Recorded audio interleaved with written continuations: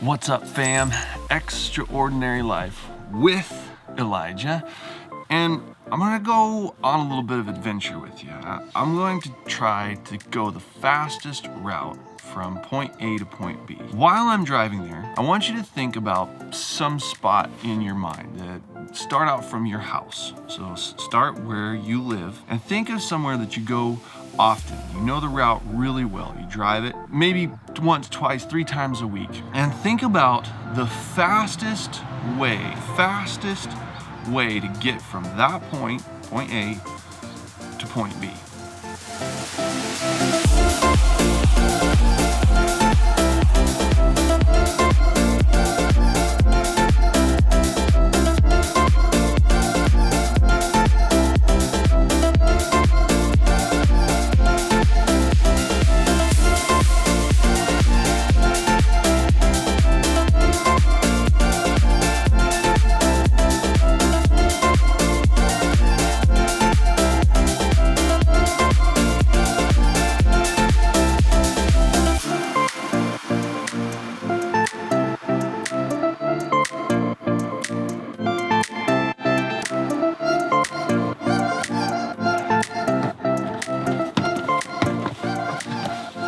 And time.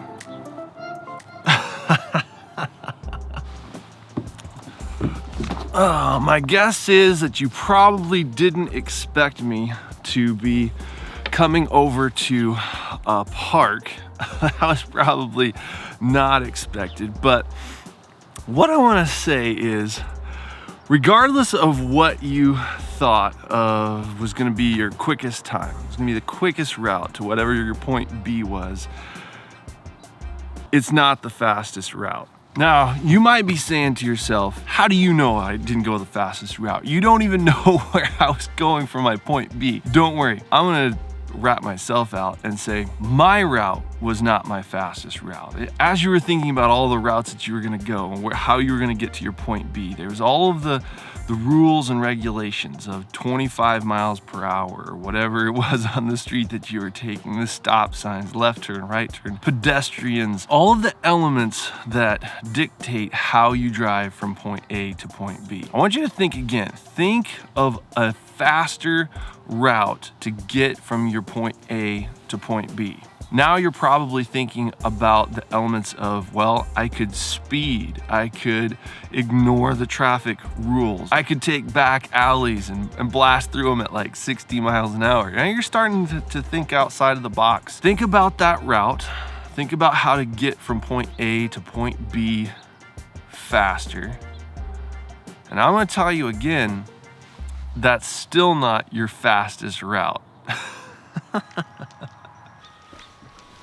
You might be getting the fact that I'm pushing you to think outside the box. So now that you've been thinking about your newer fastest route, hopefully you got it in mind, I have something to tell you again. It's not the fastest route. You might be getting frustrated with this process of me saying, nope, there is a faster route. There is a faster route.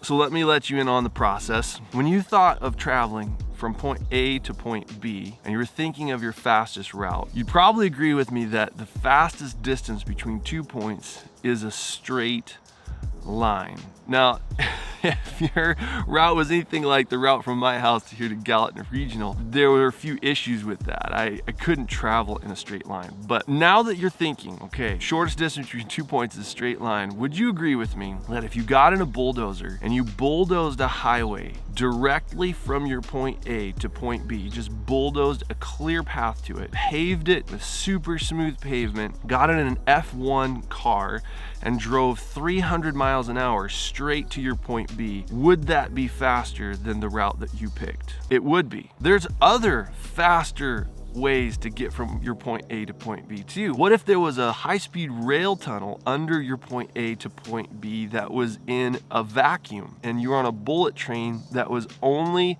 for you, and you were in a 5-point seatbelt strapped to a seat, and it took off at the maximum G's that your body could handle and went from point A to point B? Or what if you were teleported from point A to point B, just vaporized and reconstructed at point B? See, there are faster ways to get from point A to point B. Now that we're outside of your box, way outside of your box, I want to ask you a question. Can you think now of a faster way to get from point A to point B?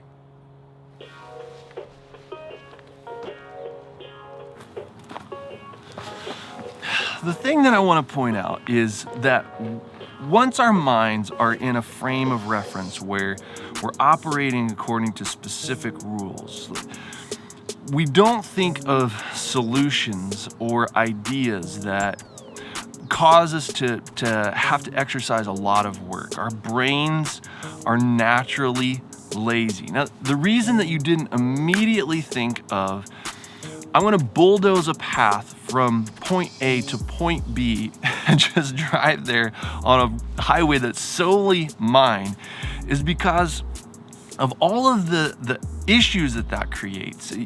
You'd either have to buy all of the properties between your point A and point B in order to legally have access to bulldoze that pathway, or you're like, I don't care, I'm just gonna jump in my bulldozer and I'm just gonna go for it. The violation that would create with the people that have access and legal right to the property that you would bulldoze would create such a firestorm of backlash for you.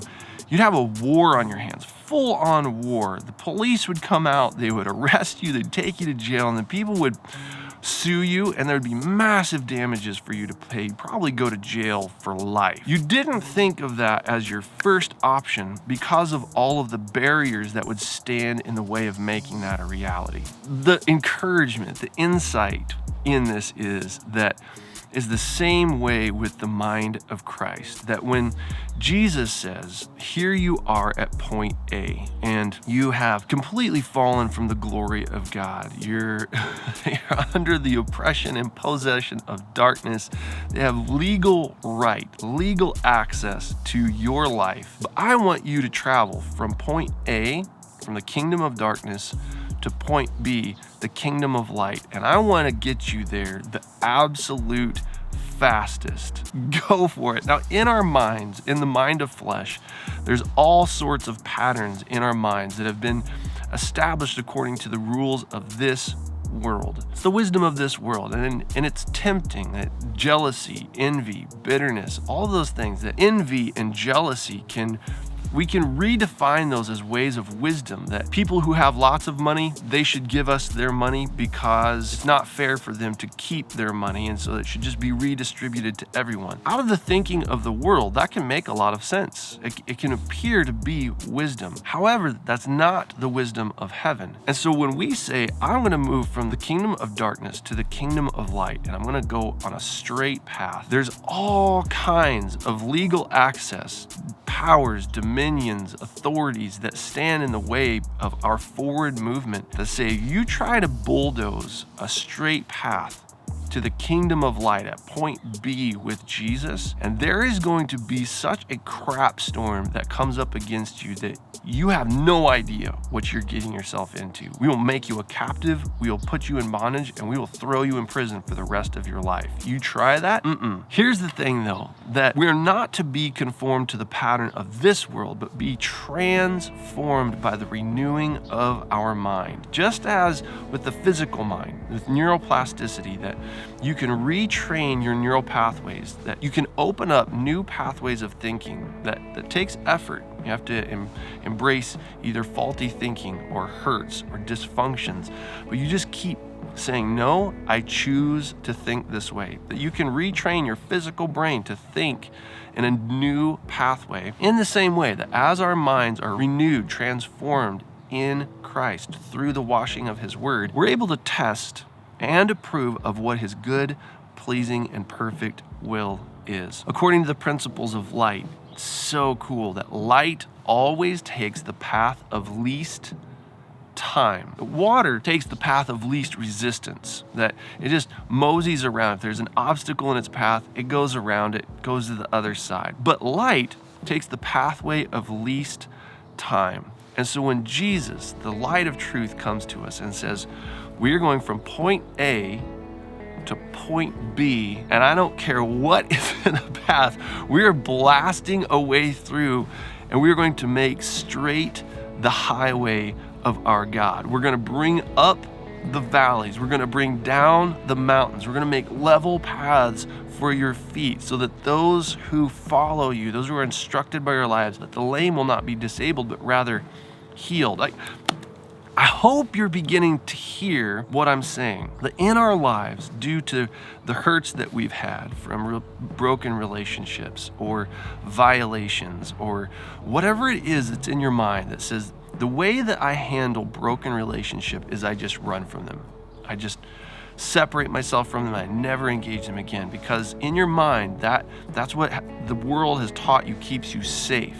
That's what keeps you healthy. But Jesus says that he's reconciling all things to the Father, that we've been given a ministry of reconciliation to confront brokenness, to confront giant issues and principalities, and to see them driven out, and to see a straight and level highway made for Jesus's feet to travel on and for us to travel with Jesus. Now, the difficult part is it says that the sinful mind of flesh cannot accept God's ways. It doesn't submit to his laws, that his ways are an act of war against our physical mind. And so when Jesus comes and says, we're going from point A, point B, and we're going through the valley of the shadow of death. We're going to go through hell before we get to heaven, but we are bulldozing a pathway through hell to get to the other side.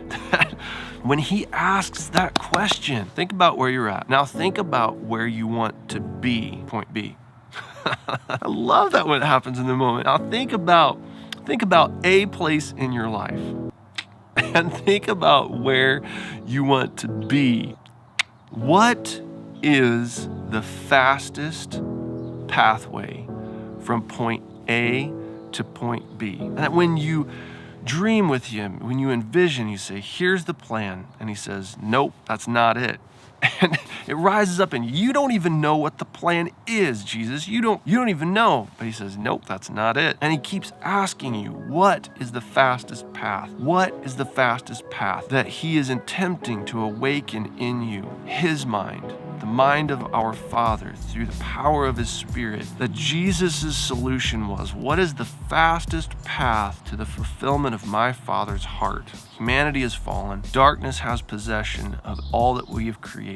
Humanity gave away their constituted authority, and now all the kingdoms of the world belong to Satan. What is the fastest path forward to redeeming our Father's kingdom? I'll burn my life down in hell. I'll die. That's the fastest way forward. See, the mind of Christ opens up solutions that break the reality of the earth. It breaks the teeth of our enemy, death. That the solution that Jesus cooked up from point A to point B with our Father was, I will die and you can raise me back to life. The solutions of heaven only come through the mind of Christ, imparted through God's Spirit, that give us access to his heart and mind. Until we go to that place, until we are situated in a heavenly perspective towards earth, we're not going to think of the fastest route from point A to point B. My encouragement to you guys would be, whatever your situation is in life, whether it's in your family, your personal life, you're a leader in the church, you're a leader in our nation, in a city, in a country, wherever God has you oriented, and you're facing issues of making movement from one situation to the other, that you would continue to hear the challenge of God by his Spirit. Is that the best route forward? And that you would think, that you would imagine, that you would envision with him what his pathway is, and that regardless of the opposition, that you would make a straight highway for the Lord through the desert. If you subscribe to what I'm doing, hit the button, hit it, and then hit the bell as well so you get notified with the new content. And if you love this video, you didn't just like it, hit the thumbs down button. Pray blessings on our lives together. I love you guys lots, and I'll see you in the next video, which of course starts now. Oh goodness. Oh, battling with the light out here. It is going to probably be crazy bright. Whew. See what happens. We're gonna move on over this route. Oh man, I have to stop that down. So I have no idea how long this video is gonna be since I made all of the B-roll running around everywhere. Oh, hot air balloon. Oh, but I sure do like making these videos with you guys. Please excuse me while I get onto a tire swing. There we go. I have a ton of fun making these videos for you guys, just so you know. I think the only way that it could be better is if I was making these videos with you guys here with me right now. That's about the only way I know for this to be more fun. I often think about, I wonder if you guys are going to enjoy these videos. They're going to be instructive. Process of walking by faith is you walk by faith and not by sight. I like making these videos. I love watching them with myself and the Father. And I love that they please His heart. So for now, that's enough. But I sure am excited to see what are your thoughts on these videos. Oh goodness. All right. Oh boy. I don't know if that's gonna work or not. That is definitely a little contrasty.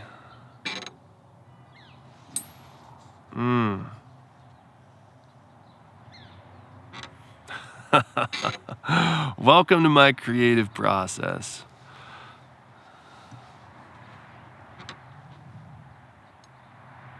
We'll roll with that.